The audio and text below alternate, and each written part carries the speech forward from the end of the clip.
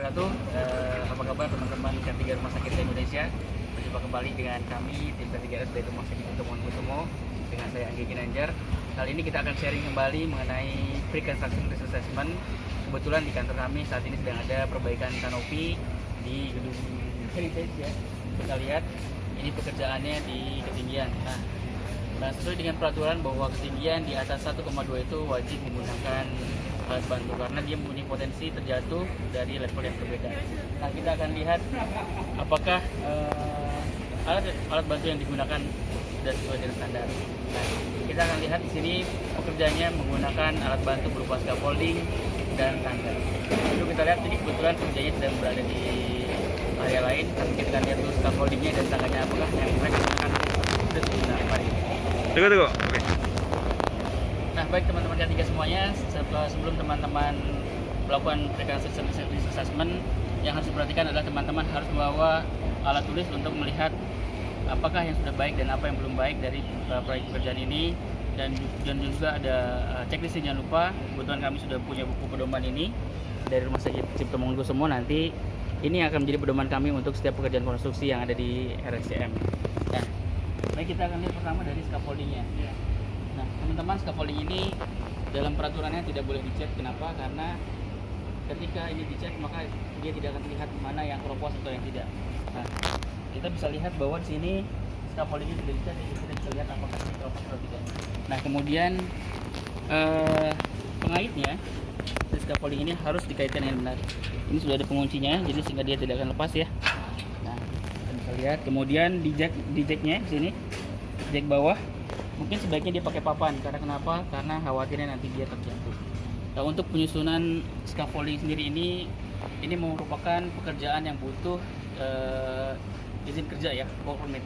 Karena kenapa? Karena dia mengandung resiko juga yang cukup tinggi. Tingkat resikonya sedang sampai dengan tinggi ya. Nah, kemudian seharusnya dari scaffolding ini ada label yang menyatakan bahwa scaffolding ini layak untuk digunakan. Nah, si perancahnya ini dia harus sudah terlatih untuk menyusun perancah atau scaffolding sehingga nanti memastikan bahwa scaffolding ini cukup kuat. Nah, jadi poin pertama yang tadi yang sudah cukup baik adalah karena ini pekerjaan di ketinggian, mereka menggunakan scaffolding sudah baik ya. Cuma scaffoldingnya memang secara keseluruhan belum memenuhi standar. Tangga lainnya dia tidak boleh itu manjat lewat sini, harus melalui tangga ya. Ini kemudian juga satu lagi di atasnya, di pijakan kakinya itu dia harus ada barrier yang untuk membatasi agar si pekerjanya itu tidak jatuh ketika misalnya dia tidak sengaja berjalan di pinggir kanan kirinya. Jadi secara keseluruhan memang scaffoldingnya tidak disesuaikan. Kemudian kita lihat dibantu dengan tangga ya. Ini tangganya diikat dengan kawat. Nah, seharusnya tangga ini dia memiliki lebih panjang dibandingkan dengan ukurannya, karena daya elevasi 30 sampai 50 derajat di tengah tangga, kemudian dilebihkan ujungnya untuk dia sebagai naik ke atas. Kita lihat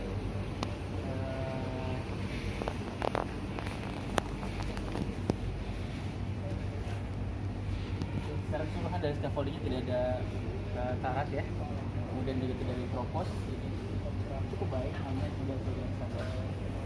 Baik, kita lanjut ke area yang ada pekerjaan di sana. Ya. Teman-teman K3 Rumah Sakit semua, tadi kita sudah membahas potensi bahaya untuk si pekerjaannya. Kemudian potensi apa sih bahaya lain yang mungkin disebabkan dari pekerjaan ini? Nah, potensi bahaya lainnya adalah karena ini pekerjaan di ketinggian dan ada material di atasnya, yaitu kemungkinan si material itu akan menimpa orang yang ada di bawahnya. Nah, oleh karena itu butuh penandaan untuk membatasi area wilayah agar si orang lain tidak masuk ke dalam area kerja. Nah, kita sudah lihat di sini ada batas ya, barrier-barrier agar orang tidak masuk ke sini atau tidak ada material jatuh ke kaki. Walaupun sebenarnya materialnya besar ya, bukan berupa puing-puing, tapi kita tidak kasih penandaan. Nah, ini memang sama scaffolding yang digunakan memang tidak sesuai dengan standar, tapi tidak mereka sudah menggunakan scaffolding untuk menggunakan di area ketinggian. Nah, ini juga memang sudah kasih memancang ya.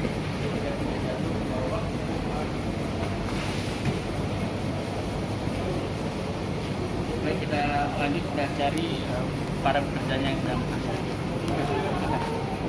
Warahmatullahi wabarakatuh. Teman-teman K3 Rumah Sakit semuanya, berjumpa kembali dengan kami Andi Ginanjar dan saya dengan Pak Mahfud. Kami dari tim K3 Rumah Sakit Dr. Sutomo Kusumo. Kita seperti biasa akan sharing mengenai pengalaman kita dalam pelaksanaan pre-construction assessment. Nah, kali ini kebetulan di rumah sakit kita ada lagi proyek lain, yaitu proyek pembangunan jalan lingkar. Nah, salah satu jenis pekerjaannya yaitu pembuatan kanopi, kemudian pembuatan jalan, perataan. Nah, kita akan lihat dari sisi pekerjaannya apa yang sudah dilakukan.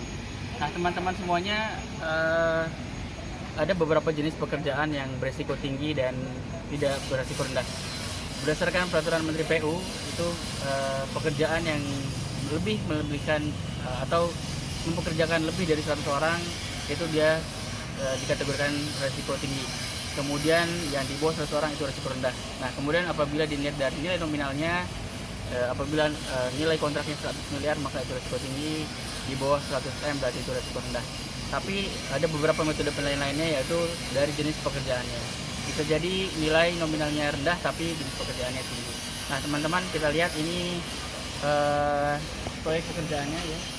Ini kita lihat dia sedang naik ke atas dan turun ke bawah dari pekerjaannya.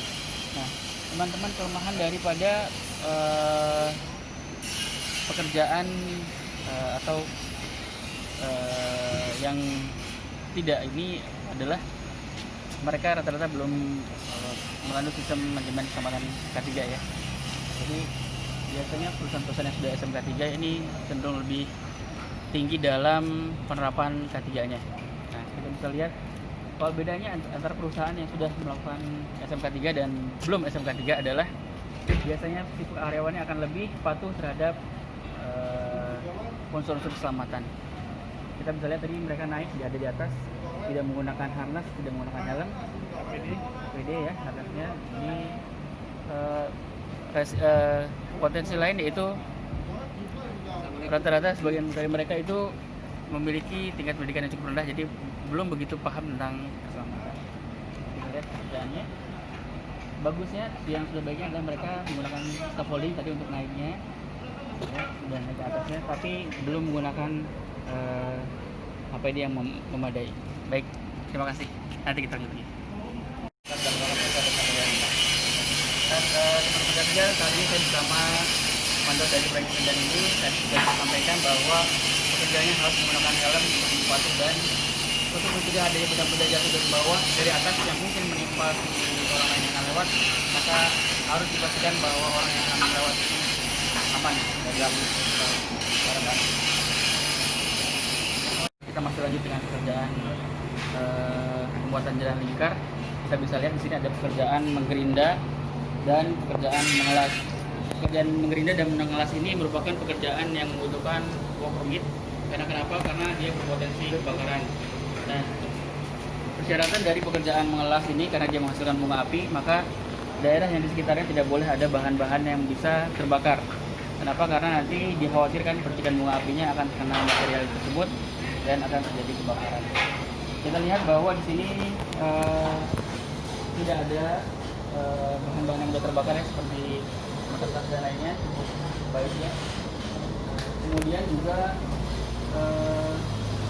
kita bisa lihat bahwa tadi kita nggak lihat nih si pekerjaannya dia tidak menggunakan kacamata atau face mask ya. Itu saja mungkin.